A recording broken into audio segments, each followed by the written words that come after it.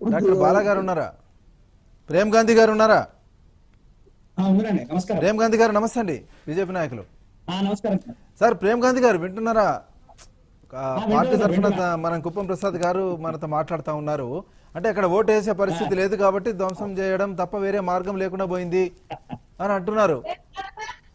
పైగా election commission of India దగ్గర ఉన్నటువంటి వీడియో బయటకు ఎట్లా వచ్చింది అనేది కూడా తను ఒక లా పాయింట్ తీస్తున్నారు. తప్పకుండా వారికి ఆ విషయాలు కూడా తెలియజేస్తాం. అంటే ఒక అంశం సార్, ఇప్పుడు ఆడ ఉన్నది ప్రజాప్రతినిధి, ఒక వీధి గూండా కాదు, ప్రజాప్రతినిధి. ఒకవేళ ఆయన ఆలోచించాల్సిన విషయం ఏంటి అని అంటే, ఆడేదైనా రిగ్గింగ్ జరుగుతుంది లేదా సరైనటువంటి వాతావరణం జరగకపోతే ఆయన చేయాల్సింది ఏంటి? ప్రజాప్రతినిధి గుండు కాబట్టి రిటర్నింగ్ ఆఫీసర్ పోయి కంప్లైంట్ చేయాలి.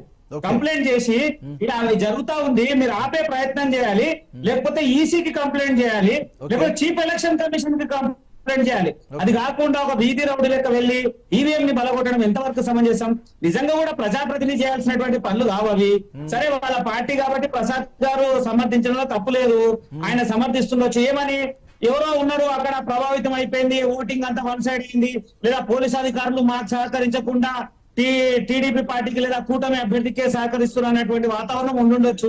నిజంగా కూడా ఒకవేళ జరిగింది అనుకోండి, అలా ఓటింగ్ సవరణ సరిగా జరుగుతలేదు, లేదా ఇంకేదైనా రిగ్గింగ్ జరుగుతుంది, ఇంకేదైనా అనిపించింది అనుకోండి, లేదా అధికారులు డిఫెన్స్ లేకుండా వాళ్ళు ఇష్టం వచ్చినట్టు చేస్తా ఉన్నారు, వీరు అక్కడ ఉన్నటువంటి వీళ్ళ ఏజెంట్ కంప్లైంట్ చేసి ఏజెంట్ మాట వినకుండా ఏదో జరుగుతుందంటే ఆయన స్థానికంగా ఉన్నటువంటి రిటర్నింగ్ ఆఫీసర్ కి కంప్లైంట్ చేయాల్సినటువంటి అవసరం ఉంది.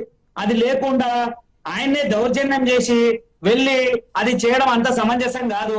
ఆయన ఒక ప్రజాప్రతినిధి, ఒక ఎమ్మెల్యే, వీధి రౌడీ కాదు. అయితే ప్రేమ్ గాంధీ గారు అర్థం చేసుకోకుండా ఇలాంటి ప్రయత్నం చేయడం సమంజసం కాదు. ప్రేమ్ గాంధీ గారు ఒక మాట, ఈ విషయంలో నేను ఇందాక ఇదే క్వశ్చన్స్ అడిగా. ఈ విషయంలోనే కుప్పం ప్రసాద్ గారు విభేదిస్తా ఉన్నారు.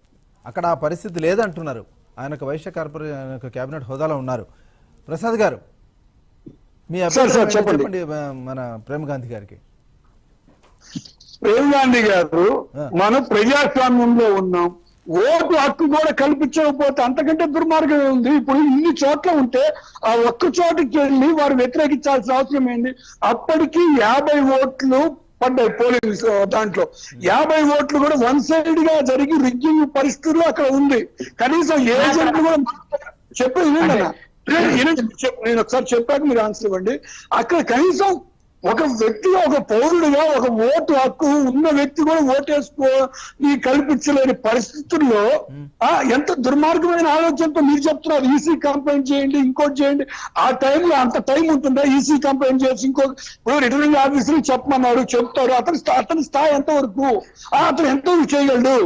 అక్కడ కూడా మౌనంగా ఉండుంటే పిన్నెల రామకృష్ణారెడ్డి గారు, అక్కడ అసలు ప్రజాస్వామ్యమే కూలి అయిపోయేది. అసలు మన వ్యవస్థలన్నీ కూడా ఇప్పుడు ఈసీ ఇంత నిజాయితీగా నీతిగా చేసినా ఈ ఒక్క చోట అన్యాయం జరిగితే ఉపయోగం ఏముందండి? ప్రజాస్వామ్యాన్ని రక్షించారు. అయితే ఇప్పుడు ఇన్ని చోట్ల ఇండస్ట్రీ సార్, ఇప్పుడు ఇన్ని బూతుల్లో చేయండి, ఆ ఒక్క బూత్ లోనే ఎందుకు ఎన్ని వారు 50 ఓట్లు ఎక్కువ కూడా జరగలేదు. 50 ఓట్లు జరిగే ఆ ఈవీఎం ని ఆపేశాడు, కొత్త ఈవీఎం పెట్టేశారు, ఎమ్మటే రన్నింగ్ లోకి వచ్చింది, మొత్తం సిస్టమ్ అంతా కంట్రోల్ అయింది. ఈ లోపు ఇదే కనుక జరగకుండా ఉండుంటే ఇప్పుడు వారు వ్యతిరేకించకుండా ఉంటే కనీసం ఇంకేంటండి చెప్పన్నా అన్న ప్రసాద్ అన్న, నేనేమంటున్నా, మీరు అనేది వాస్తవమే. అక్కడ ఏదో జరుగుతుంది అనేటువంటి వాతావరణం ఉంది. ప్రజాస్వామ్యం వద్ద వారి ఒక ఎమ్మెల్యే అన్న సాధారణమైనటువంటి వ్యక్తి కాదు. ఒక ఎమ్మెల్యే నేనేమంటున్నా, నేను చెప్పింది ఒకసారి వినండి అన్న. మనుషులమే మనము, మనకి అతీతంగా ఏముండదు ఆ పరిస్థితుల్లో. నేనేమంటున్నా చెప్పేది, ఇప్పుడు ఆడ ప్రజాస్వామ్యబద్ధంగా వారక్కడ ఉండి అక్కడ నిరసన తెలియజేస్తే ఖచ్చితంగా అక్కడ ఎలక్షన్ ఆగిపోతుంది అన్న. ఎలక్షన్ ఆగిపోతుంది, లేదా మళ్ళా ఎలక్షన్ అవకాశాలు ఉంటాయి. ప్రజాస్వామ్యబద్ధంగా చేయనప్పుడు లాండ్ ఆర్డర్ ప్రాబ్లం అవుతుంది, ప్రజలు కొట్టుకుంటారు, పార్టీల వారిగా కొట్లాటలు అయితే లాండ్ ఆర్డర్ డిస్టర్బ్ అవుతుంది కదా. ఇప్పుడు ప్రజాప్రతినిధి అలాంటి సమంజసమా? 20 మంది 50 మంది ఏమైనా పెట్టారు, అక్కడ ఒక్కరిని పెట్టారు. ఇంకా మంచిదేనే. ఒక్కరిని పెడితే మీరు మీరు చేయవచ్చు. మీరు అక్కడ బహిష్కరించండి. మీరు ఆ బూత్ లో ఓటుని బహిష్కరించండి అన్న. ఓటింగ్ సమయాన్ని బహిష్కరించండి. చాలా సంవత్సరాల నుంచి కూడా జరుగుతాయి. గతంలో రాయలసీమలో కానీ అక్కడ ఉన్నటువంటి హైదరాబాద్ ప్రాంతంలో కానీ అక్కడ జరిగింది పోలింగ్ బహిష్కరణే, అసలు పోలింగ్ ఆపమనే. తరువాత పోలీస్ వ్యవస్థలు అందరూ వచ్చి దాన్ని కంట్రోల్ చేసి కరెక్ట్ సిస్టమ్ లో తీసుకెళ్లారు. అక్కడ జరిగిన పడగొట్టాల్సిన అవసరం ఏముంది అంటున్నా. పడగొట్టాల్సినటువంటి అవసరం ఏముంది? ఇప్పుడు ఆయన చట్టాలైన చేతులు తీసుకోవడం వల్ల ప్రజాస్వామ్యం గౌరవం పరిస్థితులు ఉంటాయా? కాదమ్మా, కాదు. ఇప్పుడు అదే పరిస్థితి కనుక మౌనంగా ఎంత ఉండటం కూడా కరెక్ట్ కాదు కదా. ఆయన ఎమ్మెల్యే కూడా అక్కడ అన్యాయం జరుగుతుంటే దాన్ని వ్యతిరేకించకపోతే ఆ ఎమ్మెల్యే కూడా తప్పే. ఒక ఎమ్మెల్యే ముందు తప్పు జరుగుతుంటే ఆ ఎమ్మెల్యే ఖండించాలా వద్దా? మీరు అన్నారు కరెక్ట్. ఒక ఎమ్మెల్యే శాసనసభ్యుల ముందు ఒక తప్పు జరిగితే దాన్ని ఖండించాలా వద్దా? దాన్ని ఆత్మని చెప్పాడు. ఆ చెప్పిన పిమ్మట తర్వాత ఇంకో ఈవీఎం పెట్టారు. కరెక్ట్ గా పోలీస్ వ్యవస్థ అంతా వచ్చింది, ఎక్కువ బలగాలు దిగే తర్వాత కరెక్ట్ గా జరిగింది. అది ఆయన వ్యతిరేకించకపోతే ఇప్పుడు ఒక ఎమ్మెల్యే గెలుపు ఓటమే తారుమారయ్యే పరిస్థితి. అక్కడ ఒకే కమ్యూనిటీకి ఎక్కువగా ఉన్నారు. అది చౌదరి కమిటీ మొత్తం అక్కడే ఉన్నారు, ఆ పాలవాయి గేట్ అనే దగ్గర. తరువాత అన్ని కూడా వాళ్ళకి అనుకూలంగా జరుగుతున్న పరిస్థితి. ఆ పరిస్థితిలో వ్యతిరేకించుకుంటే ఏం చేయాలి? వ్యతిరేకించడానికి విధానం ఇది కరెక్ట్ కాదు అంటున్నా. విధానం ఇది కరెక్ట్ కాదు. మీకు ఒక అర్థం కాలే. ఇప్పుడు జరిగినటువంటి సరళిలో ఏం ప్రాబ్లం అవుతుంది తెలుసా అండి? ఆయన మీద అనర్హత వేటు పెడుతుంది, మళ్ళీ ఆయన పోటీ చేయలేని పరిస్థితి ఉంటది. ప్రజలు ఆయన మీద అభిప్రాయం మారిపోతుంది. తర్వాత ఆయన మీద శిక్ష పడేటువంటి ప్రమాదం ఉంటది. ఇవన్నీ కూడా తెలిసినటువంటి ఆలోచన నాయకులు ఇంటి జ్ఞానం లేకపోతే ఎట్లా? గుర్తులో మధుసూదన వ్యక్తి పూర్తిగా పదకొట్టి సర్వనాశనం చేశాడు ఈవీఎం. అది ఎవరు చేసినా కానీ శిక్షార్హులే. నేనేమంటున్నా, ఏదైతే చట్టం పరిధిలో చేసినటువంటి విషయాన్ని మీద ఎవరైనా శిక్షార్హులే కదా. నేను తప్పుని సమర్థించట్లేదు. ఎవరు చేసిన తప్పు ఇది వరకు బ్యాలెట్ బాక్సులు తీసుకెళ్లేవారు, ఇంకు పోసేవాళ్ళు, మర్డర్లు జరిగాయి, గొడవలు జరిగాయి. ఇప్పుడు అవన్నీ లేవు. జీరో పరిస్థితి వచ్చింది. ఎంత మంచిదే.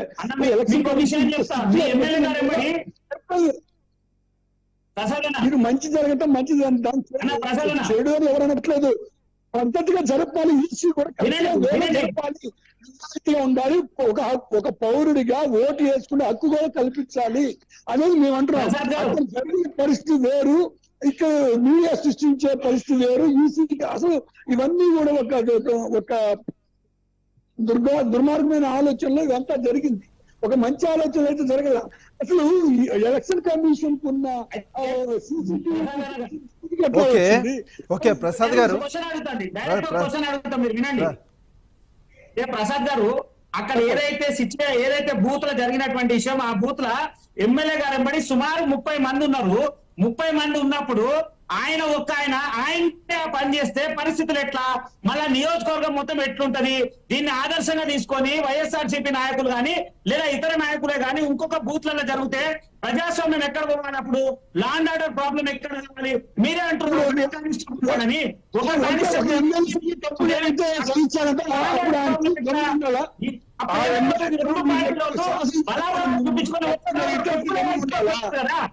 ఆన్సర్ చేయండి. తప్పు జరుగుతుంటే ఆయన గమ్ముగుండాలా? అది చెప్పండి.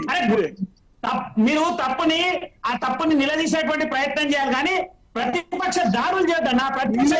మీరు చెప్తున్నారు కదా, మీరు వెనకాల ఎమ్మెల్యే వెనకాల 30 మంది ఉన్నారు, వాళ్ళు చేయించవచ్చు కదా, ఈయన ఎందుకు చేశాడు అంటున్నారు. నిరసన వ్యక్తం చేయాలి. దాడులు చేయడం సమంజసం కాదు.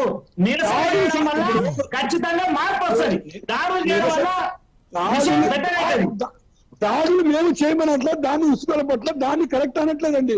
అక్కడ నిరసన తెలిపాల్సిన అవసరం ఉంది. ఆ నిరసన తెలిపే పరిస్థితుల్లో ఆ టైంలో ఆవేశంలో జరిగిన పరిస్థితి కానీ అదేదో ప్రీ ప్లాన్డ్ గా ఒక 30 మందిని వేసుకుని వచ్చేది కావాలని చేసిన పరిస్థితి కాదు. అది అక్కడ జరుగుతున్న అన్యాయం స్థాయినప్పుడు ఆయన ఆవేశాన్ని కాపాడుకోవాల్సినటువంటి అవసరం ఉంది కదా. ఓకే రైట్ అండి. ఇప్పుడు ఇక్కడ అర్థం కాని ఒక మాట ఒకటి ఉంది. మన ప్రసాద్ గారు, అంటే అందరూ మీరొక్కరు ఎందుకనంటే మీరు మీ పార్టీ తరఫున మీరే డిఫెండ్ చేయాల్సిన పరిస్థితి ఉంది, మీరు ఒక్కరే ఉన్నారు, ఓకే అట్లా. అయితే ఇక్కడ ఒకటే అర్థం కాని పరిస్థితి ఏంటంటే